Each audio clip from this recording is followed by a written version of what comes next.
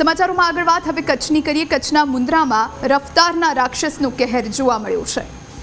Tractor ચાલકે 4 લોકોને કચડ્યાની ઘટના બની। કાંડગરા સિરાયા વચ્ચે ગમખ્વાર અકસ્માતની ઘટના બની છે। અદાણી લેબર કોલોનીના ગેટ બહારની આ ઘટના છે। ટ્રેક્ટર ફરી વળતા એક મહિલાના બંને પગમાં ફ્રેક્ચર થયું।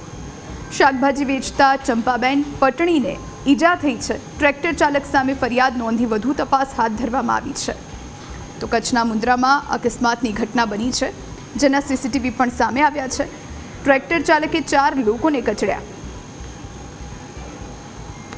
આજ વિશે વધુ જાણકારી માટે સંવાદદાતા કેવલ આપણી સાથે ફોન લાઈન પર જોડાયા છે। કેવલ, કઈ રીતની આ ઘટના છે, શું જાણકારી, પોલીસ કઈ દિશામાં તપાસ કરી રહી છે? જે ચોક્કસપણે જોઈ સમગ્ર ઘટનાની વાત કરવામાં આવે તો ગઈકાલની આ ઘટના છે। અદાણી કાંડાગરા વચ્ચે, અદાણી પાસે જે લેબર કોલોની આવેલી છે કાંડાગરા પાસે, ત્યાં આ ઘટના બની હતી। બેકાબુ ટ્રકે શાકભાજી વેચતા લારી ચાલકો હતા, તેમના ઉપર ટ્રક ચડાવી દેવામાં આવ્યો હતો। બેકાબુ ટ્રકના કારણે 4 થી 5 લોકોને ઈજા પહોંચી છે અને હાલ મુન્દ્રા પોલીસે અકસ્માતની ફરિયાદ નોંધી અને આગળની તપાસ હાથ ધરી છે। જી, આભાર આપનો તમામ જાણકારી આપવા માટે।